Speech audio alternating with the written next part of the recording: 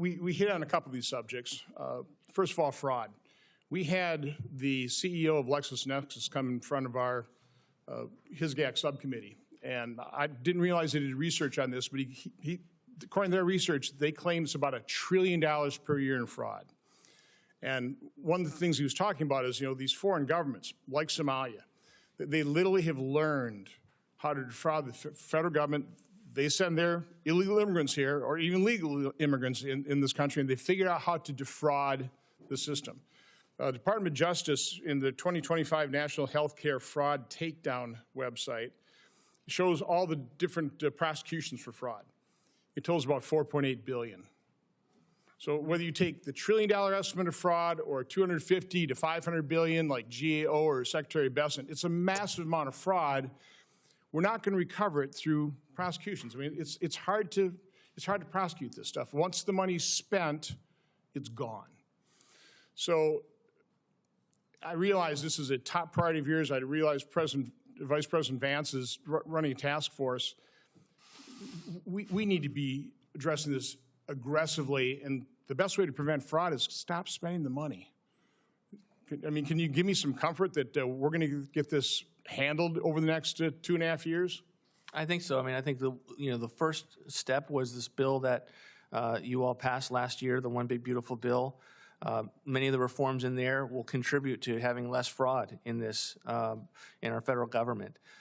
We are going to look at the task force to figure out what tools that we need that we don't have, that we will come to you and ask you for those tools, ways to force states to give us the information that we need to collect to be able to make sure they are who they say they are.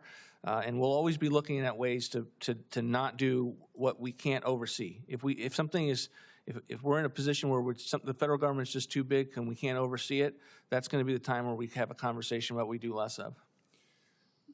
The other point, there's a great article written by Eric Prince, Too Big to Win. And we've talked about this. The Ukraine-Russian conflict has shown us warfare is different. We need to use what we have in our arsenal right now, $1 million plus missiles knocking down drones that cost thousands. That's asymmetry that we simply can't afford.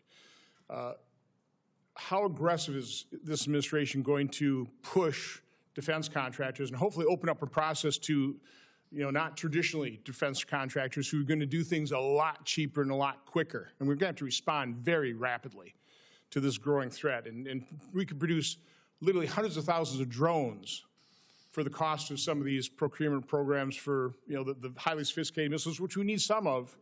But what is the dedication in terms of the administration in terms of completely changing the paradigm within the military industrial complex, who's, by the way, we have not heeded General Eisenhower's warning on that at all. I mean, we are getting ripped off by the military industrial complex. Senator, I don't think it could be higher. I mean, I've been in these meetings with both the President and the Secretary of War and how much pressure they're putting on the contractors, but also we're attempting to do both. We want to maintain our qualitative edge technologically, and you're seeing that this year across the world. But we also want to ensure that we have low-cost items that can be used, low-cost munitions. I've personally visited factories doing this. Many of these are startups. Many of them put their own money on the table to do their R&D investment, and then they come and sell us a product, which is not the normal relationship between a defense prime and the federal government. So we are all in on trying to do things differently, and that's one of the reasons why we feel the moment is now to come and ask you for an admittedly large increase for defense. We had Lucky Palmer come before our Senate conference. Again, real innovator, one of the big tech geniuses. And, we need to open up this process to people like him. He's involved in it. But again, I think we can dramatically reduce the cost of our defense effort and have it be far more effective and far more efficient. So, and by the way, just talking here at the dais, I think that's something that could gain a lot of bipartisan support. So, that would be a good effort. One thing I have to point out, Senator Whitehouse is no longer here, but he talks about the tax cut for billionaires. That was a Tax Cut and Jobs Act that was beneficial to every American, and every taxpayer American. They had huge tax cuts. Democrats, when they had the White House, Senate, and House, They could have reversed that, couldn't they? They could have used reconciliation. They could have repealed the Tax Cut and Jobs Act. Did they do that? They did not, Senator. Did they cut any taxes? Not to my knowledge. No. So again, from my standpoint, I think what we did in making sure that we prevented a massive automatic tax increase last year through reconciliation, that was a literally bipartisan agreement. Nobody, when Democrats were in power, they didn't increase taxes, and neither did we. And that was the big part of that score, right? Just not increasing taxes. Because CBO score is based on a current law versus a current policy, which we switched. That is exactly what was going on. There was baselines that did not assume the extension of current law tax rates, of which the American people would have been very surprised to know had changed from one year to the next. So I'll close on this talk. You've heard me say this before. Prior to the pandemic, we were spending $4.4 trillion. This year we'll spend $7.5 trillion probably. Your budget shows for $8 trillion. That's an 80% increase. We have to figure out some way to return to a reasonable pre-pandemic level spending. Listen, I believe defense spending is a top priority of government, has to be. If we're going to be spending that amount of money, go back to we have to spend it far more efficiently. I don't think we'll have to spend that much more money if we spend it efficiently.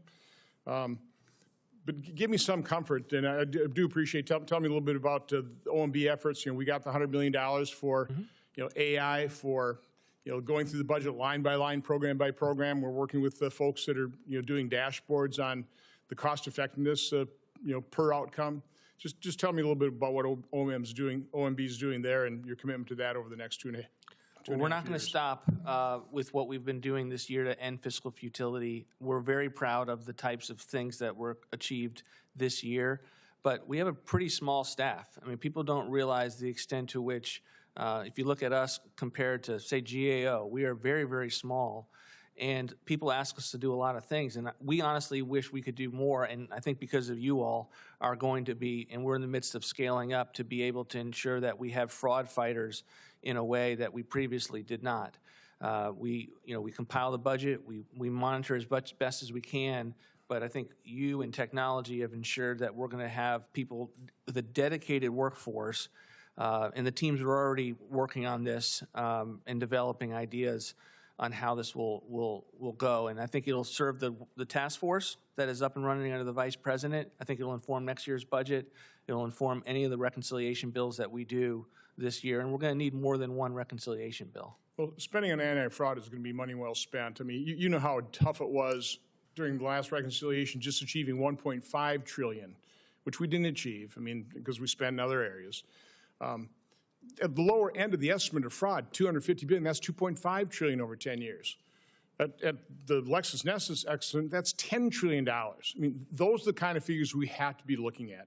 That's the kind of savings we have to start achieving. But with that, Senator Merkley, do you have any closing thoughts? Support journalism you trust. Support PBS News. Donate now, or even better, start a monthly contribution today.